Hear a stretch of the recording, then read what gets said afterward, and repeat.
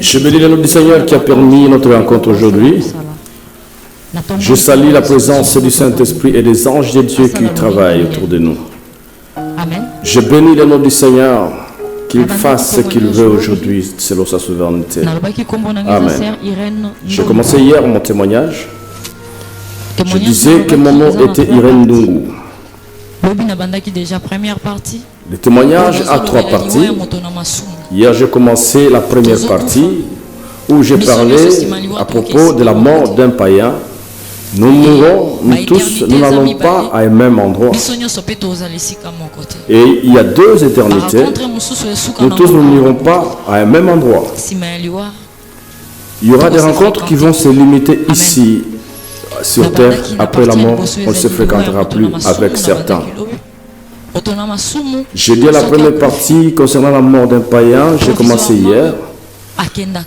Un pécheur, lorsqu'il meurt, où va-t-il provisoirement? Dans un temps où il va. Où va aussi le chrétien quand il meurt dans un premier temps? Ça, je vais parler à la deuxième partie. La deuxième partie, je vais parler concernant la mort d'un chrétien. La troisième partie, je dis que je veux parler concernant l'enfer. Qu'est-ce que l'enfer? Comment ça brûle? Nous parlons de l'enfer. Mais comment ressemble l'enfer? Le Seigneur m'a permis de durer dans ces feux de l'enfer, que je sente comment ça brûle, comment ça fait mal, comment les autres seront punis, la manière dont ils seront punis. Il m'a permis de voir un parmi les chefs religieux, ceux dont nous appelons les pasteurs, les prêtres, plusieurs noms que nous le donnons. Sœur Angélica avait dit qu'il avait vu le pape. Moi aussi, Dieu m'a montré un parmi ces grands religieux dans le feu éternel. Jusqu'à présent, l'affaire est fermée, mais il y a certains parmi eux qui ont goûté déjà l'enfer. On m'a parlé des temps où nous sommes en train de vivre maintenant, mais il ne m'a pas clairement dit combien de temps il reste. Mais il a dit tout simplement d'être prêt.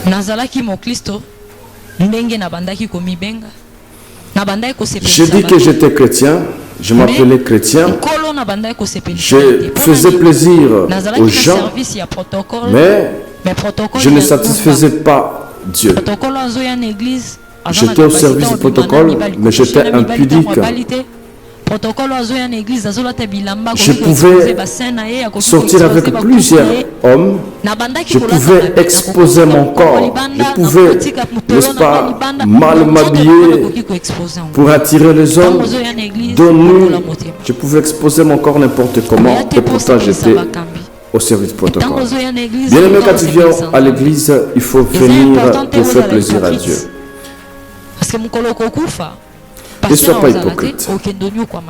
Car lorsque tu mourras, le pasteur ne sera pas là. Tu iras souffrir toi seul. J'ai dit qu'on m'avait engrossé. J'avais gardé la grossesse, je devais mettre au monde. J'avais mis au monde le 17 janvier 2005. Ce premier message, c'est une visite de Dieu du 17 janvier 2005. J'avais accouché comme toute femme et j'ai expliqué comment est-ce que j'étais morte. 2 fois j'étais morte, je sortais de mon corps, je partais et puis j'ai rentré. La 3e fois, c'est là où j'ai vu l'apparition des 2 démons. On les appelle les démons abatteurs. Et ces démons-là sont au monde, ils contrôlent les gens, ils contrôlent plusieurs personnes et ils sont dans des maisons de plusieurs personnes. J'ai dit qu'ils ont comme mission pour bien garder, protéger, contrôler les pécheurs afin de rester dans les péchés, de façon que lorsqu'ils vont mourir, qu'ils aillent dans les lieux de tourment. Et la 2e mission, c'est de les garder encore pour rester dans ces péchés. Et si Jésus-Christ venait, que cette personne, à cause de ces péchés, ne monte pas avec Jésus-Christ. Ces démons-là accompagnent tout le monde qui ne marche pas dans la crainte de Dieu. Tout celui qui est pécheur, les fumeurs, les impudiques, les ivrognes, les gens qui consultent les marabouts, les occultistes, ils sont tous contrôlés par des démons abatteurs. Moi, je pensais que ces démons abatteurs venaient et pourtant ils étaient avec moi. Quand j'étais dans le monde, étant donné que j'étais impudique, et ces démons-là me contrôlaient. Ils me protégeaient dans les péchés afin de rester toujours dans les péchés. Et j'ai vu à gauche, à droite, ils m'ont fait sortir du corps. Une chose que j'ai vue, c'est que ces corps physiques, je ne l'avais plus. J'étais sorti de ces corps. Il y avait un corps qui était dormi. Alors, le corps qui était sur le lit était quand même passable. Mais le corps avec lequel j'étais sorti dans mon corps physique, c'était un corps pourri. Et j'avais de la charge sur mon nouveau corps. C'était un corps détruit. C'était un corps de péché, j'ai dit ça. Bien aimé, le jour que tu mourras, tu n'iras pas comme du vent. Que tu meurs comme chrétien ou païen, tu iras avec un corps. Un corps que tu as déjà maintenant, mais c'est un corps déjà préparé à partir d'ici. Soit un corps pourri ou un corps de gloire. Tout le monde qui pêche ici-bas, même s'il est orgueilleux par rapport à sa beauté, à ses biens, il est pourri s'il est pécheur. Il a un corps déjà pourri. Et nous avons été obligés de sortir et de partir, de commencer à aller au lieu de tourment. C'était très dur. Tout le monde qui meurt dans les péchés, lorsque il se sépare de ses corps physiques, il commence une souffrance sans précédent.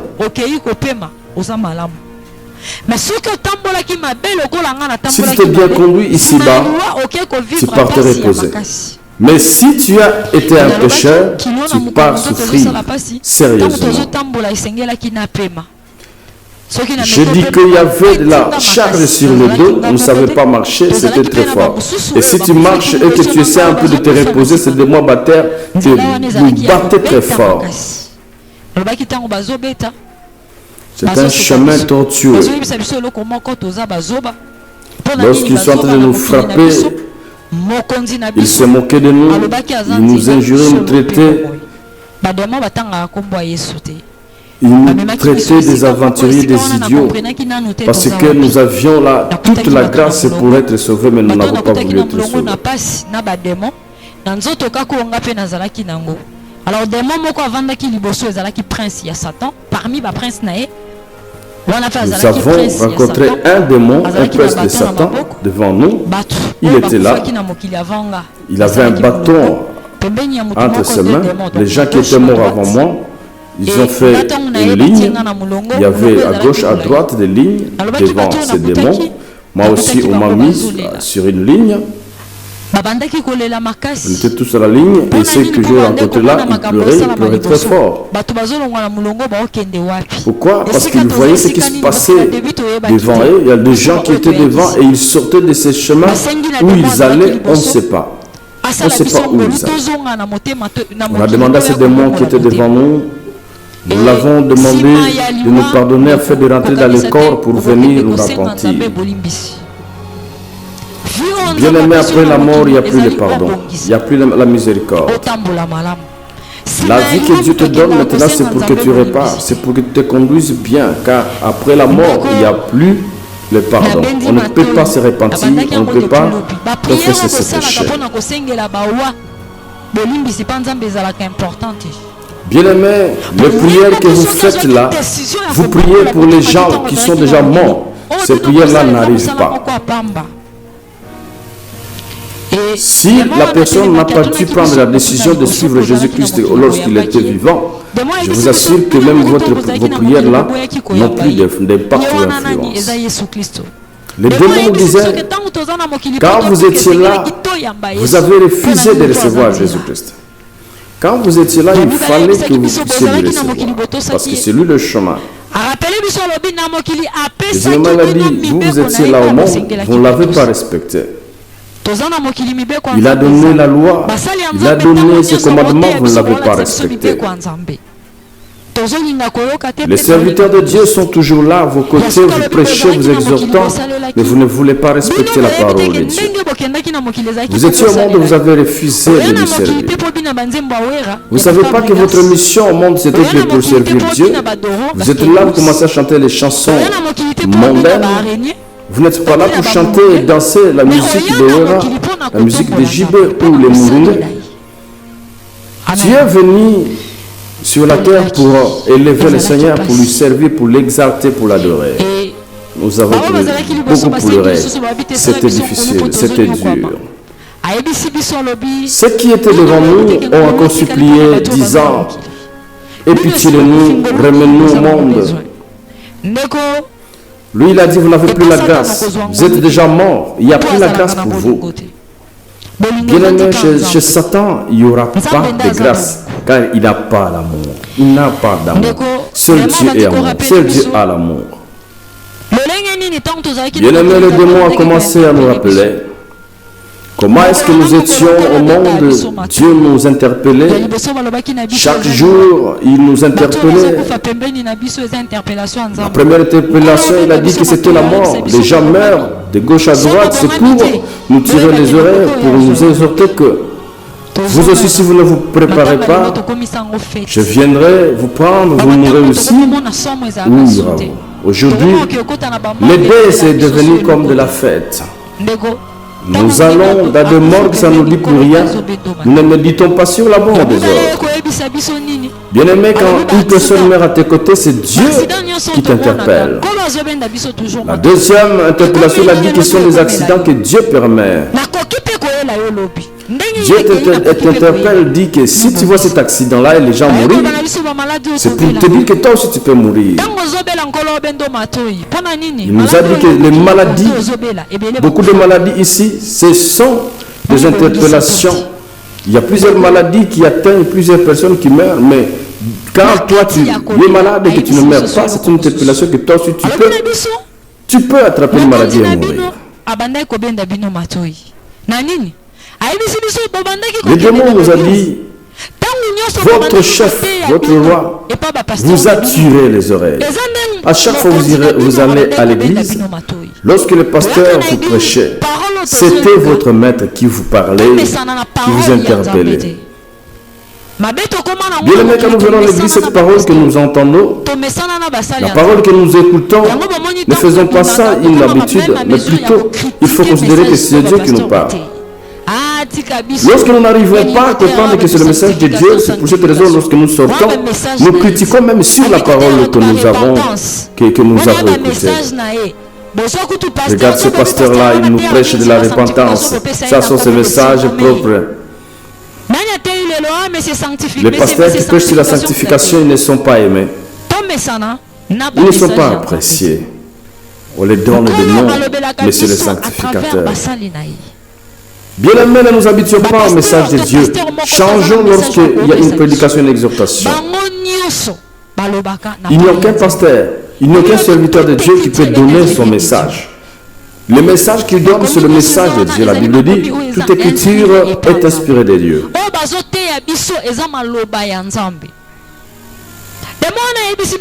Ce qu'on prêche là, c'est ça la parole de Dieu.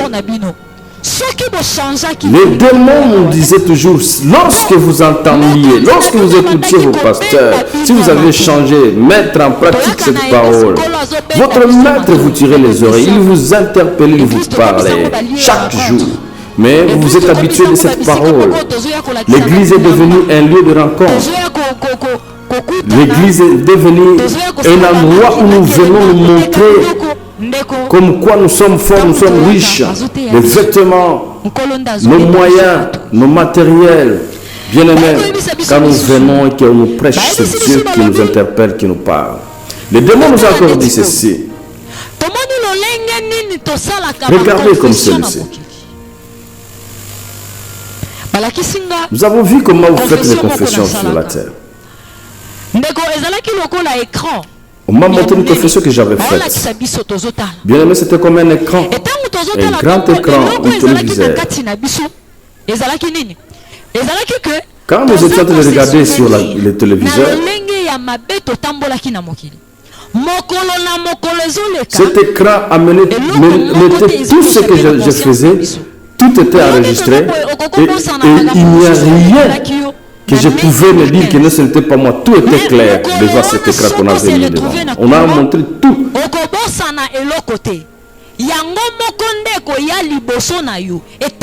Là, tu ne peux rien oublier. Là-bas, tout ce que tu as commis comme péché, ça vient devant toi. Et automatiquement, tu te condamnes toi-même sans que personne te condamne. Parce que c'est très fort. On a dit, regarde celui-ci. Je me suis vu dans ce téléviseur que j'étais en train de prier. J'ai dit, Seigneur, moi j'avais besoin de l'argent de ces garçons-là. Mais maintenant, je n'ai pas d'argent. Ces garçons ont besoin que je prenne cet argent-là. Je dois prendre cet argent parce que j'ai des besoins pour qu'ils sortent avec moi. Pardonne-moi, je vais sortir avec ces gens. Alors le démon m'a dit, mais toi tu pensais que cette prière que tu as faite, on t'a pardonné, on ne t'a pas pardonné. Parce que moi, je pensais que je me justifiais auprès de Dieu au lieu de venir m'humilier par rapport au mal que j'avais commis. On ne t'a jamais pardonné par rapport à ça.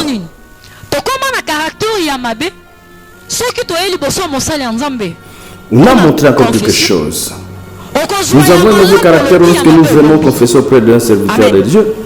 Nous allons parler par rapport à ce qui est bon, mais ce qui est mauvais, nous cachons. Je me dis, si je lui disais ça, il va connaître toute ma vie.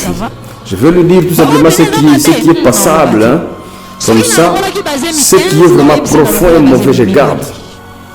Si j'ai avorté 15 fois, je vais lui dire que j'ai avorté 2 fois. Amen. Si j'étais sorti avec 17 ou 20 hommes, je vais lui dire que j'étais sorti qu'avec 5. Il m'a dit, regarde comme ça. Tous tes péchés-là n'ont jamais été pardonnés. Bien-aimé, tu viens auprès d'un serviteur de Dieu. Ne mens pas, ne trompe pas, dis la vérité. Toute la vérité. Si tu parles à moitié, sache que l'Éternel ne va pas te pardonner. Il faut tout parler, il faut tout dire. Je commençais à pleurer. Alors notre pleur était avec regret. Toutes nos pleurs. On m'a encore dit moi particulièrement une chose. J'étais au service des protocoles. Les protocoles sont toujours debout. Si on prêche une parole et que ça me touche, cette parole me concerne. Où je suis debout, je vais me dire, bon, en tout cas, j'ai abandonné le péché. Lorsqu'on va faire l'appel au salut, on va dire, qui veut changer sa vie, se mettre debout à faire des prières avec lui. Quand on arrive à cette étape, je refuse de passer devant, je refuse de prêcher, de prier. Et sache que lorsque tu viens à l'église, tu viens pour Dieu, pas pour un homme. Les démons m'ont dit, tu n'as jamais été pardonné parce que toi tu avais honte des gens, mais tu ne craignais pas Dieu. On te prêchait, tu pouvais changer, mais tu ne pouvais pas prendre le courage de changer. Quand il s'agissait compris pour moi, je me disais, les gens vont me voir, ça va être honteux, moi qui suis protocole. Les démons m'ont dit que la honte que moi j'avais, c'est cette honte qui m'a amené ici. J'ai commencé à pleurer. Je pleurais, je regrettais. Je me disais, est-ce que le pasteur peut venir ici pour qu'il vienne encore me faire accepter Christ? Qui peut me prêcher ici maintenant? Bien-aimé, tu chercheras la parole de Dieu un jour, mais ça n'existera pas. Après la mort, tu chercheras qu'on te prêche. Il n'y aura pas de prédicateur. Il n'y aura plus cette grâce. Si tu t'es mal comporté, tu iras souffrir. Tu iras vivre la conséquence, la mauvaise conséquence de tes choses que tu as vécues ici-bas. Sur cette route, les gens sortaient, partaient de gauche à droite. Mais où ils allaient, on ne savait pas, mais ils allaient dans la souffrance. Tous nous étions retenus là pour une chose. Que nous sachions que lorsque nous étions dans le monde, tous ceux qui étaient les responsables de leur vie étaient nous-mêmes, ce n'était pas personne d'autre. Là où je suis dans cet endroit de tourment, ce n'est pas quelqu'un d'autre qui me l'a affligé, mais c'est moi-même qui ai fait le choix là. Donc les démons défendaient que Satan, que ce n'était pas lui le responsable, mais c'est nous-mêmes. Ils défendaient leur maître de Satan. Au monde, ce n'était pas lui qui faisait le mal, mais c'est nous-mêmes qui étions responsables. Pour eux, ils défendaient leur maître qui ne nous envoûtait même pas, mais c'est nous-mêmes qui nous conduisaient mal. Nous-mêmes, nous étions maîtres de nos vies. Bien-aimés, nous avons pleuré. Bien-aimés, tout le monde pleurait à sa manière. Il n'y a pas de consolation. Nous pleurions. Alors, lorsque nous pleurions, en pleurant, en avançant, et j'ai compris où nous étions. Qu'est-ce que j'ai compris? Amen. Le séjour de mort est divisé en deux parties. Deux parties. La première partie, on l'appelle le lieu de repos, séjour de repos. Nous avons lu Apocalypse chapitre 13, le mort qui meurt dans le Seigneur afin qu'il se repose. Là où il y a les chrétiens, c'est là où le lieu de repos ou séjour de repos. Après la mort, tout chrétien qui meurt, il part se reposer où on appelle lieu de repos. Si tu meurs, les anges viennent, ils te prennent et ils t'amènent dans le lieu de repos. Bien-aimé, ça c'est la première partie. Les caractéristiques du lieu de repos, je vais les donner au deuxième partie. La deuxième partie, là où nous étions maintenant, c'est le lieu de tourment. Le lieu de tourment n'est pas encore l'enfer. L'enfer, c'est une autre chose et le lieu de tourment est une autre chose. Le paradis est une autre chose et le lieu de repos est une autre chose. Là où nous étions au lieu de tourment, ce n'est pas encore l'enfer, mais les gens souffrent déjà. Le lieu de tourment a des cachots. On les appelle les cellules, ces cachots-là. Alors ces cachots sont nombreux. Sont plus grands. Et que si même tout le monde s'est décidé d'aller là-bas, il y a toujours de la place. Je dis aux gens que le paradis est plus gros et si nous décidons d'y aller, nous pouvons y contenir tous. L'enfer aussi est très gros et plusieurs personnes peuvent y contenir s'ils décident d'y aller. Très gros. Amen. Amen. Bien-aimé. Oh, réponds-toi. Réponds-toi, bien-aimé, c'est le moment. Là où nous étions, nous étions dans les lieux de tourment. Entre les lieux de tourment et les lieux de repos, il y a un grand séparateur. Et ce séparateur fait en sorte que les gens qui sont dans les lieux de repos ne peuvent pas traverser de l'autre côté. C'est très impossible de traverser de l'autre côté.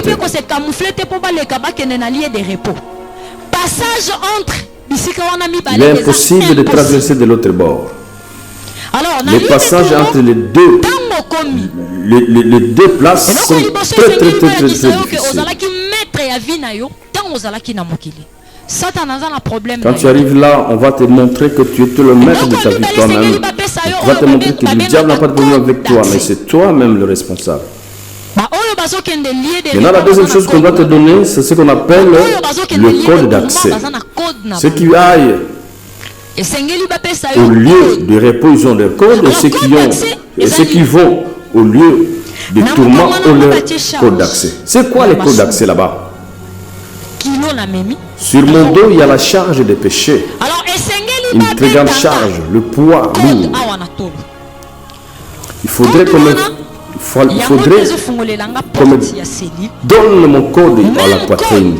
Et c'est ce code-là qui va m'ouvrir la porte de ma cellule. Et c'est le même code, après le jugement de Dieu, va me permettre à pouvoir me jeter dans le lieu de tourment. Alors, comme le lieu de tourment, les codes là sont liés au péché chéri que tu avais. Je suis chrétien.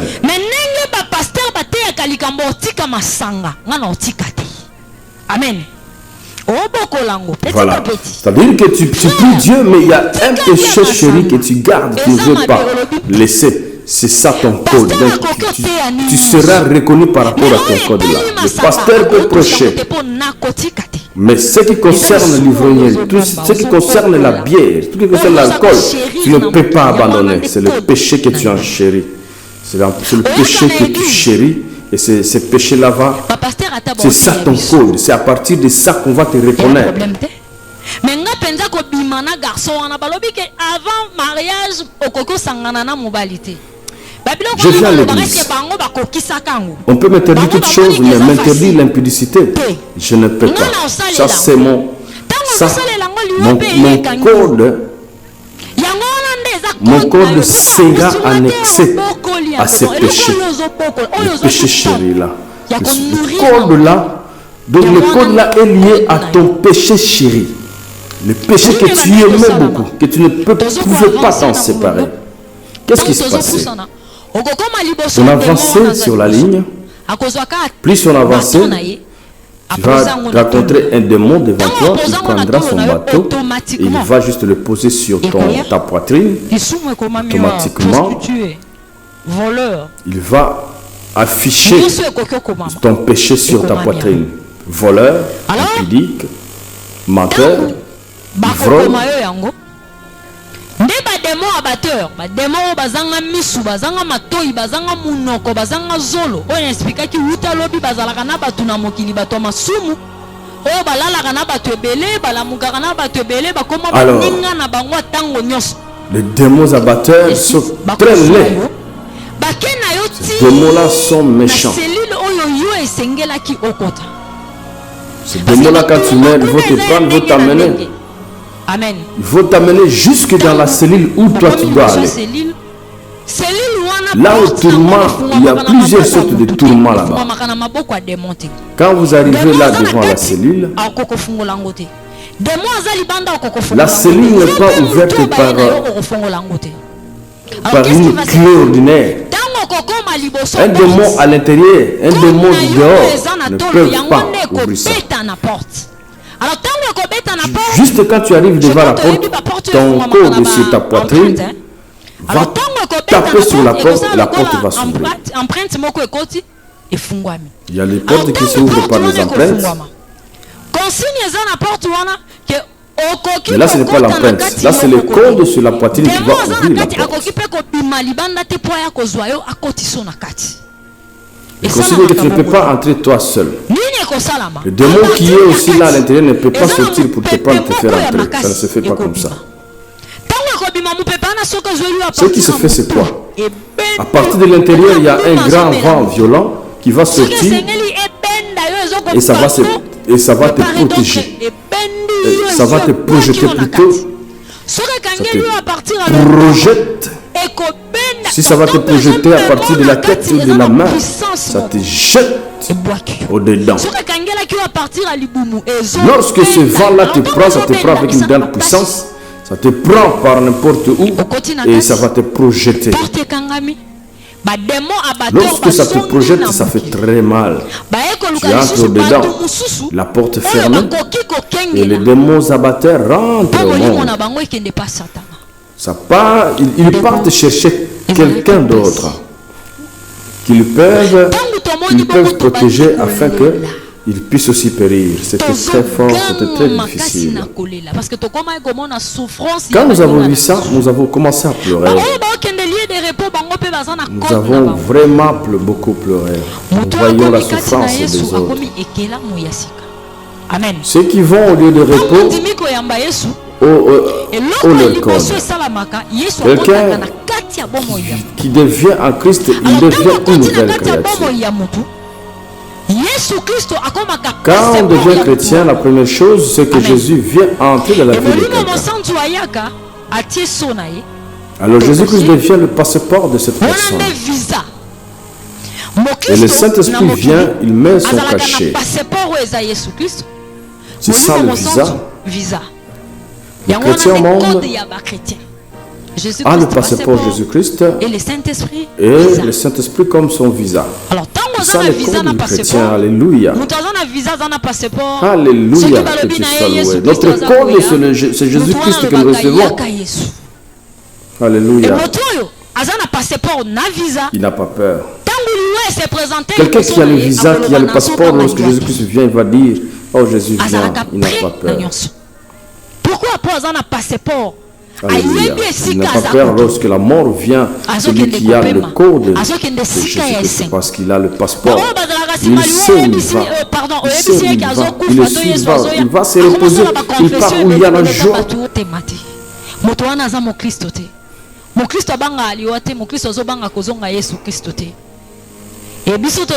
Un pécheur qui, lorsqu'il veut mourir, commence à te dire beaucoup de choses, il a peur. C'est un vrai païen, c'est un pécheur parce qu'il ne sait pas où il va. Nous, chrétiens, nous disons, Seigneur, rentre maintenant parce que le monde est vraiment tellement fou et tellement mauvais, nous avons besoin de toi.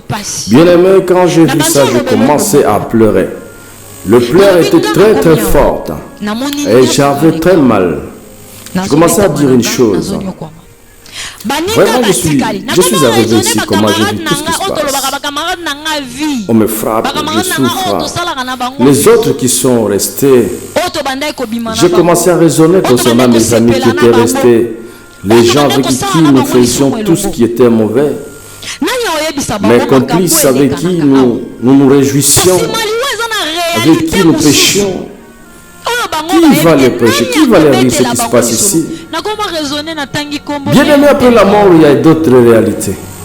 Qui va leur parler de ce qui se passe ici? J'ai raisonné, j'ai dit, oh tel, c'est trop fort, hein? Si elle ne comprend pas ces choses, hein? Elle viendra aussi ici. Hein? Personne ne peut me consoler quand je pleure. Personne. Quand je pleurais, on me frappait. Si tu veux répondre, la bouche est fermée, ça ne peut pas s'ouvrir. Si tu te décides, n'est-ce pas, de ne plus parler, la bouche s'ouvre. Oui, les pleurs étaient très forts. Nous avancions et il n'y avait plus de choix. Le chemin là, c'est nous qui l'avons choisi. Bien aimé, la manière dont tu te comportes ici, fais attention. Ce que tu fais, ou le bien que tu fais, sache qu'il y a une conséquence quelque part. Je commençais à pleurer. Nous avancions, je pleurais. On avançait, je pleurais. Je suis arrivé devant ces démons-là, il a rigolé. Il s'est moqué de moi, il a dit idiote. Tu étais en monde, votre roi avait dit qu'il était le chemin, la vie et la vérité. Tu as refusé de l'écouter. Il a pris son bateau, il l'a levé, il l'a mis sur ma poitrine. Alors, lorsqu'il l'a mis sur ma poitrine, je sentis que ce bateau ne m'avait pas touché. Mais à ma grande surprise, je commençais à reculer. Quand j'ai reculé, j'ai vu une lumière qui était venue me couvrir et il y a une main forte qui était descendue devant moi. Et cette main-là avait la forme d'une lumière. Ça m'avait bougé comme si ça me giflait un petit peu. Mais cette main m'avait dit ne touche à rien. J'étais comme si j'étais juste une petite fourmi, car la main était très grande et une main lumineuse. Et la main m'a touché juste comme une petite chose, un petit bout de papier, et ça m'a déplacé, cette main-là m'a déplacé. À ce déplacement-là, je me suis vu changer de place. Et maintenant, ces démons battaient en moi, amené jusqu'au devant la cellule où je devais aller. Curieusement, j'ai beaucoup duré là-bas. Ces démons-là étaient là, disaient, mais pourquoi ils n'entrent pas? Et l'autre démon était là, il dit, mais pourquoi depuis que vous êtes venu, la personne avec qui vous êtes, elle n'entre pas? Ces démons-là n'ont pas de bouche, n'ont pas de main, mais ils entendent. Ces démons-là n'ont pas de bouche, ils n'ont pas ils n'ont pas des yeux, mais ils voient. Alors l'autre démon a dit, mais pourquoi lui traîne là, il n'entre pas? Je dis, mais nous ne comprenons pas. Et les démons m'ont dit, mais pourquoi toi tu n'as pas de code d'accès? Ils m'ont demandé pourquoi tu n'en as pas. Et j'ai dit, mais non. On m'a interdit de toucher à quoi que ce soit. Je dis, qui t'a interdit? Les démons ont commencé à m'injurier, à se moquer de moi. Bien aimé, la manière dont cette main lumineuse était venue m'entourer, m'encercler, a fait en sorte que les couleurs codes là ne puissent pas me pénétrer. Alors le démon abattu a commencé à m'injurier. Comment ils ont commencé à disputer entre eux? Mais pourquoi? Comment tu l'as fait passer sans cause? Comment ça s'est passé? Et l'autre a dit, bien que nous pouvons trop parler, mais il faut qu'il rentre au monde. L'autre a dit, mais toi tu ne raisonnes pas. Et si tu l'arrives là, tu sais que c'est un grand scandale.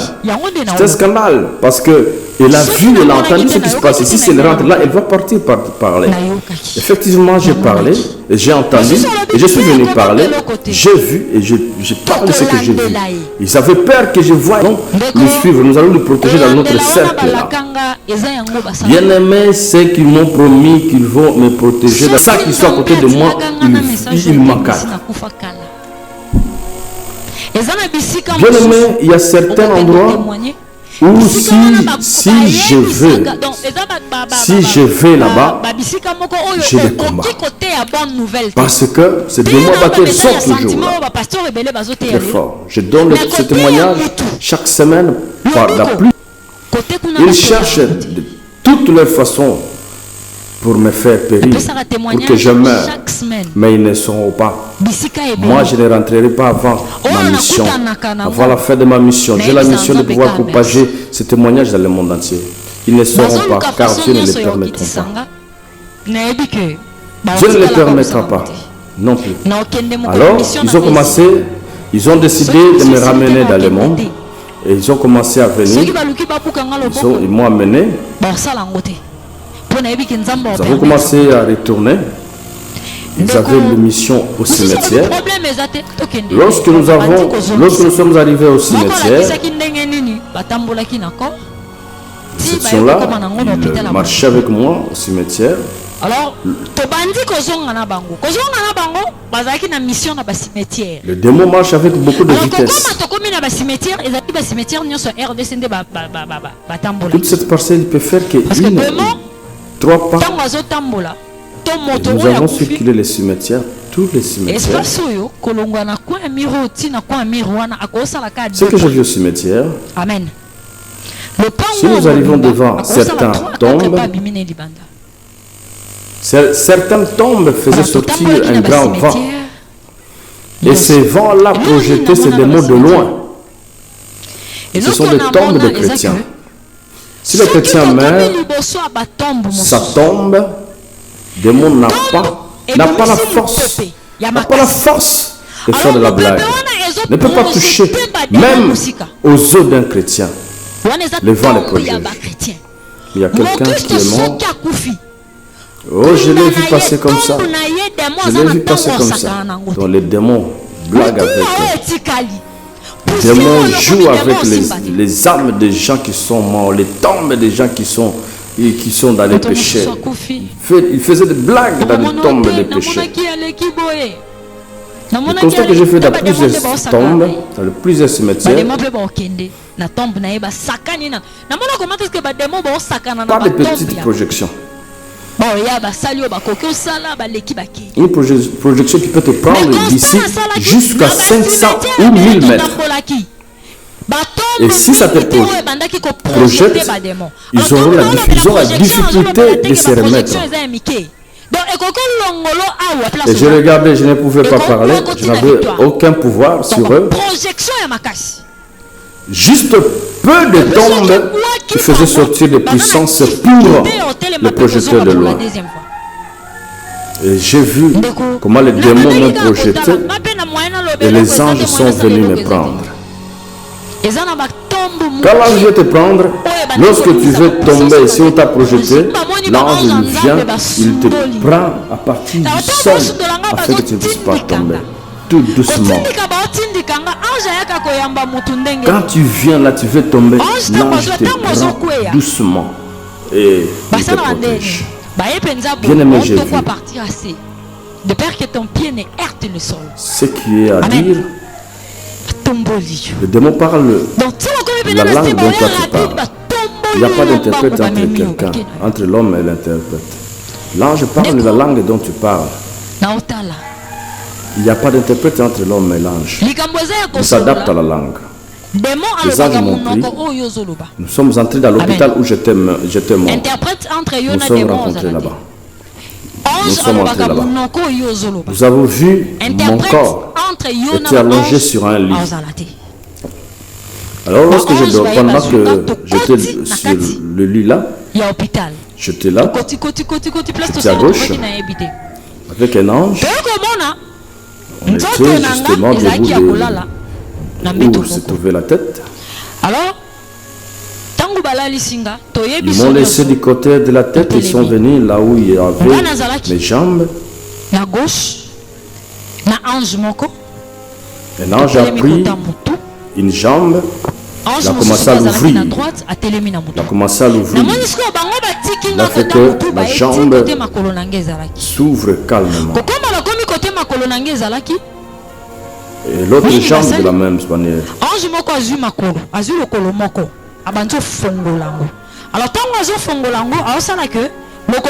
Alors, on a divisé mes jambes, on les a ouvertes jusqu'au niveau des hanches. Et j'ai dit, je vais voir comment sont les intestins, les os, comment ça fonctionne dans le corps. Je me suis déplacé jusqu'à où sont les jambes et je voyais tout. Et quand j'étais devant là, j'ai beaucoup crié. Qu'est-ce que j'ai crié?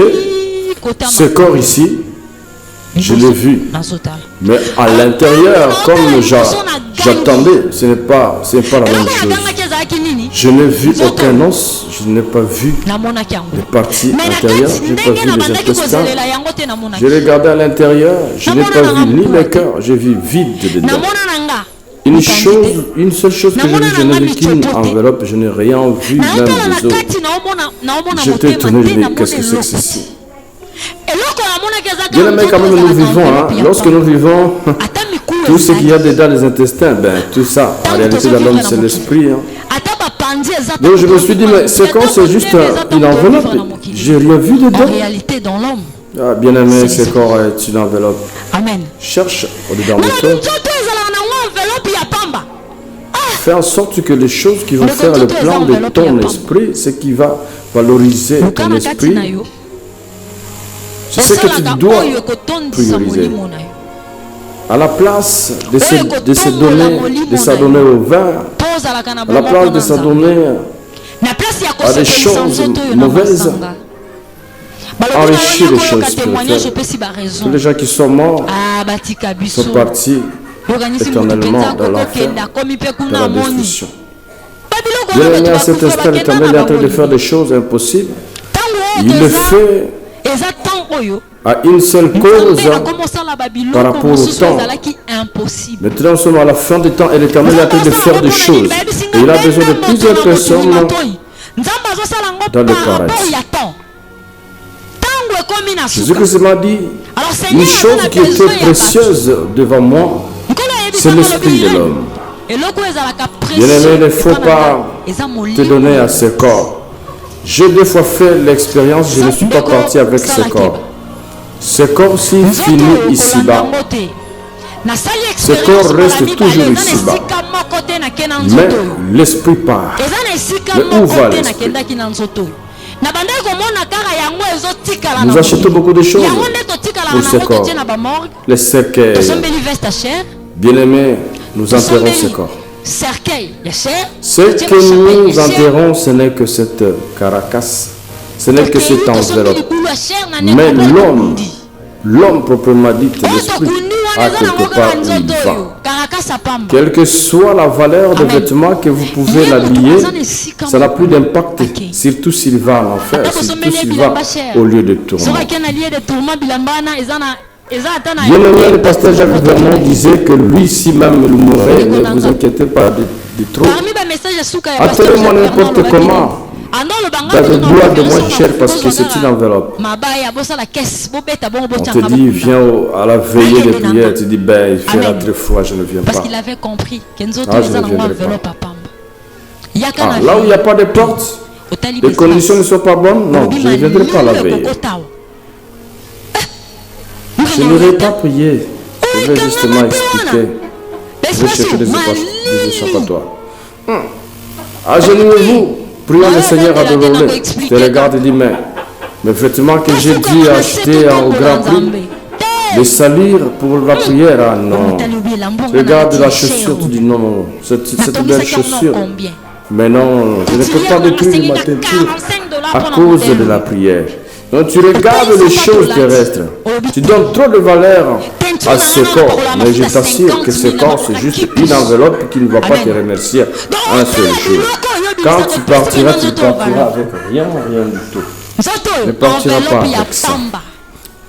Bien-aimés, debout, prions le Seigneur. Je ne peux pas le faire. Il ne peut pas chanter. Il ne peut pas taper les mains et regarder à droite. Orgueilleux qu'il est, il ne sait pas que ce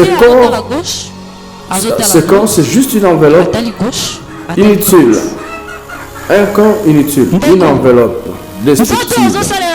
Quand j'ai vu mon corps, j'ai pleuré. Le corps que je m'attendais voir, ce n'est pas ça. J'ai vu une enveloppe vide, j'ai vu le vide. Et les anges m'ont pris à une position endormie et ils ont commencé à m'introduire dans ce corps, dans cette chair. Cette grande enveloppe, j'étais entré dedans.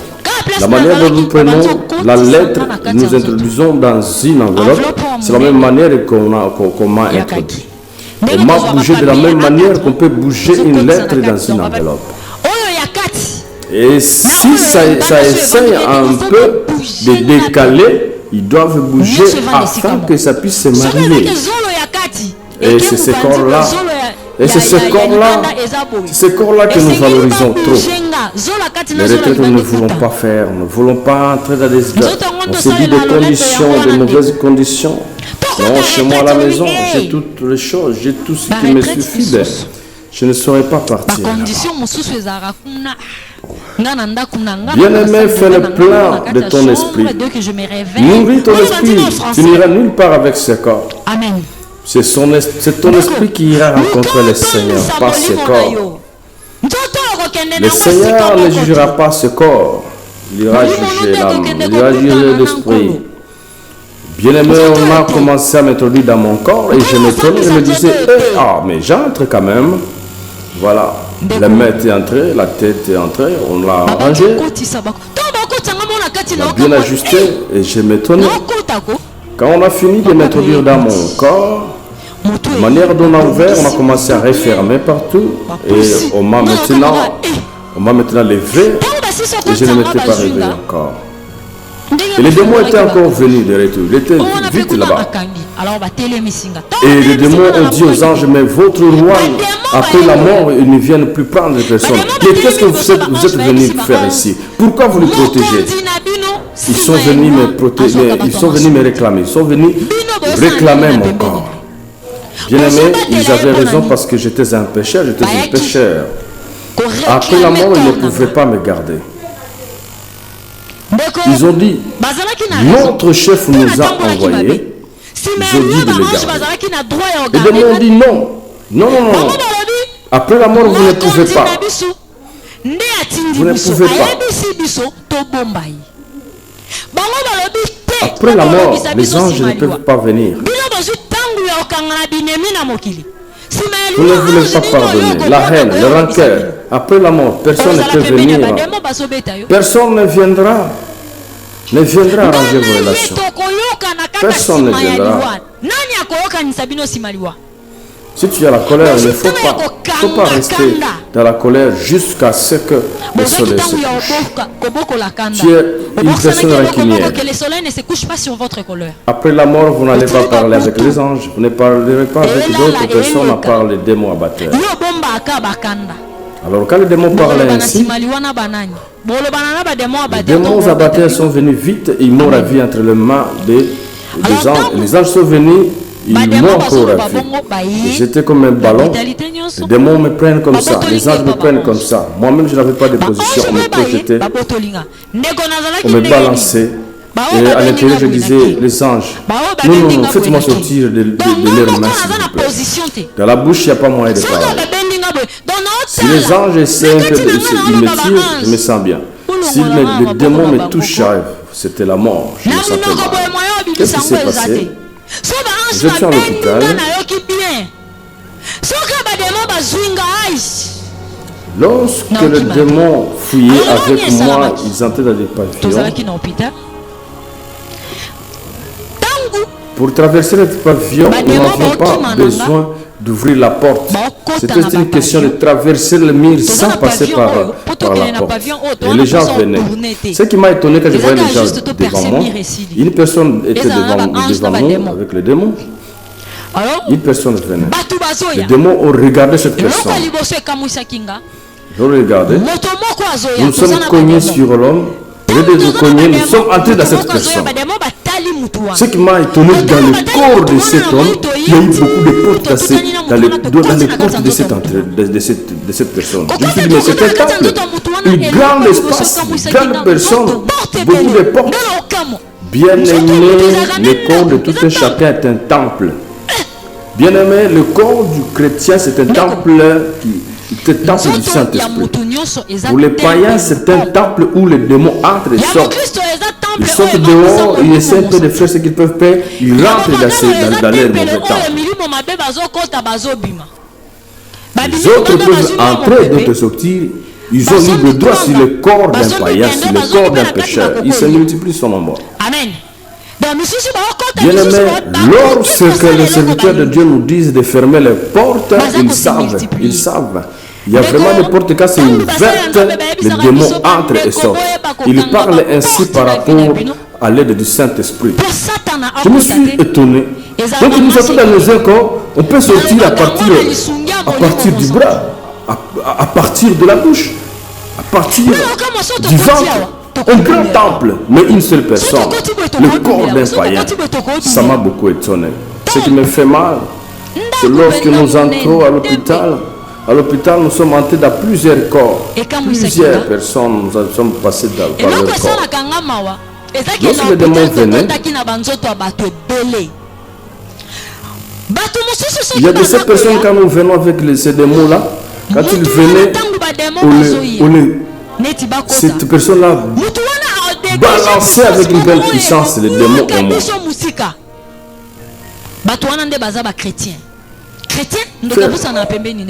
Faites attention lorsqu'il y a des gens qui ne te supportent pas.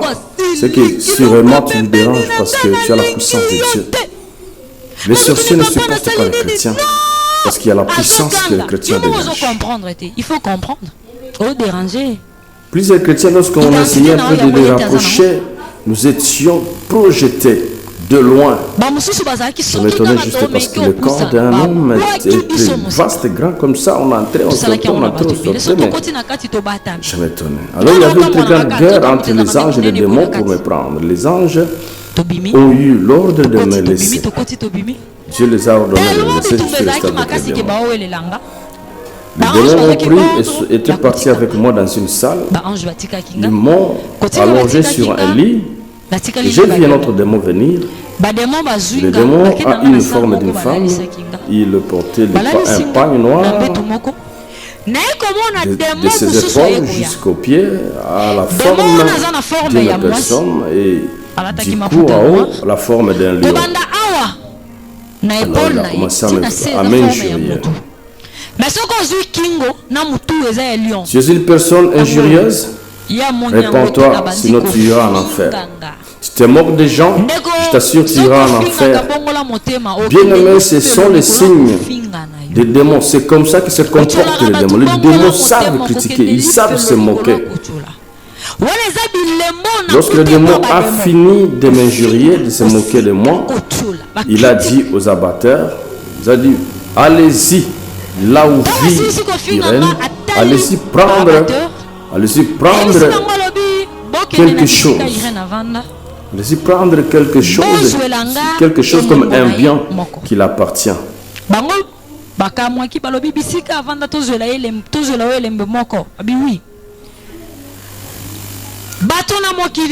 Plusieurs personnes, lorsqu'ils achètent leur parcelle, ils appellent les pasteurs pour venir prier. Lorsqu'ils viennent prier pour toi, quand ils viennent prier pour toi,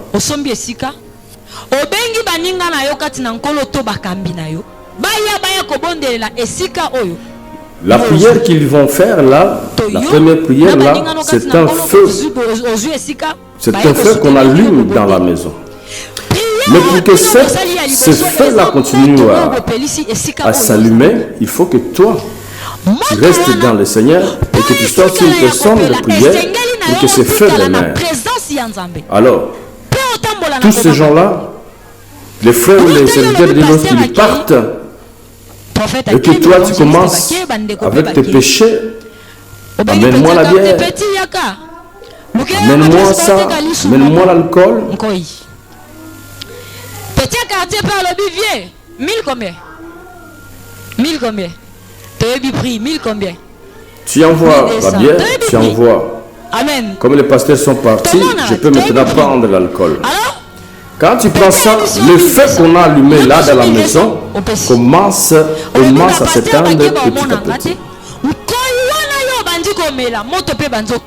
Alors là, tu envoies qu'on t'appelle une femme. Quand elle arrive à la maison, lorsque tu sors avec cette fille, le feu là diminue. Plus tu t'affonces dans le mal, plus le feu qu'on a allumé par la prière diminue. Et lorsque le feu s'éteint complètement,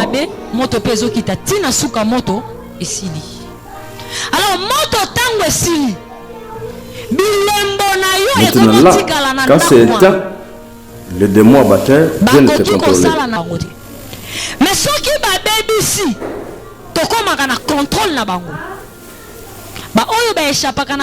ce qui échappe au contrôle des démons, ce ne sont que les chrétiens. Il leur a dit ceci, parce qu'ils se promènent partout, ils ont la facilité de prendre un gage de quelqu'un. Il faudrait, lorsqu'ils rentrent avec un gage, c'est ce gage qui va faire en sorte que même si je témoignais quelque part, même si je servais le Seigneur, là où ils sont, s'ils bougent ce gage, c'est ce gage qui va commencer à faire en sorte que je rentre dans les choses du monde, dans les péchés. C'est ce qui ferait que même si je me battais comment, je ne pourrais pas accomplir la mission que le Seigneur m'a donnée. Ce gage-là ferait une présence, ça représentait une présence de moi là où il était. Mais je dis au Seigneur merci parce qu'il me protège contre toutes ces choses-là. J'ai toujours dit merci au Seigneur parce qu'il me protège et il n'arrive pas à me prendre.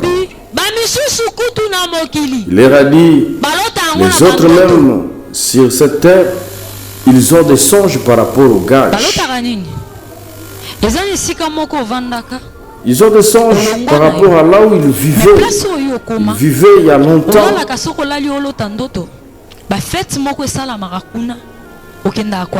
Tu as un songe comme si tu étais dans une cérémonie quelque part où tu vivais il y a longtemps, mais tu n'y es plus. Mais tu es dans des cérémonies et ce sont des songes qui se répètent. Notre personne, tu vas voir quelque chose comme le sentiment. Il est plein de sentiments par rapport à une certaine place. Donc tu as le sentiment de sortir, de partir, visiter quelque part, tu vas, mais tu n'as rien gagné là-bas, tu n'as aucun projet par rapport à là. Mais tu peux te demander, mais qu'est-ce que je suis parti faire à un tel endroit? Qu'est-ce que je suis parti faire? c'est parce que on a un gage de toi. Tu dois être, tu es enfermé là-bas, tu es lié à cet endroit-là. Et sengeli to le kaka parmi bisiko alekaki bilembo na ye o atikaki. Alors même pour na ba o ba sambelaka tango ba otika bilembo maki pour ceux qui plient, il est impossible. Je dis, mais qui es-tu? Je suis déjà fatigué par rapport à tout ça. Il me dit, on m'a envoyé pour que je vienne. Son doigt a traversé ma poitrine. C'est comme si on m'avait déchiré par un couteau bistouri. Je pleurais lorsqu'il m'a rangé, lorsqu'il a tiré mes côtes. Je pleurais, il dit, mais tu me fais souffrir. Il a dit, mais je fais souffrir, je fais sortir les mauvaises choses. Que Dieu vous bénisse. Vous tous qui avez écouté ces témoignages, les témoignages continuent. Je vous assure que l'Éternel est en train de faire de grandes choses au travers de ces témoignages. Et vous êtes aussi celui que l'Éternel veut sauver. C'est une question que vous croyez que le Seigneur peut faire quelque chose dans votre vie. Et si vous croyez aujourd'hui qu'il peut faire de grandes choses dans votre vie, c'est le moment de lui recevoir comme Seigneur et Sauveur. Bien-aimés, nous vivons un monde maintenant à la fin. Il ne faut pas attendre demain, car demain personne ne sait ce qui peut arriver. Si tu peux prier avec moi, je vais te prêter ma prière. Et tu vas dire, après moi, Jésus-Christ, je te reçois aujourd'hui comme Seigneur et Sauveur. Écris mon nom dans le livre de vie. Pardonne mes péchés. Je vais vivre à tes côtés. Aide-moi à vivre victorieusement dans ma vie. Au nom de Jésus-Christ. Amen. Que Dieu te bénisse, bien-aimé. Amen.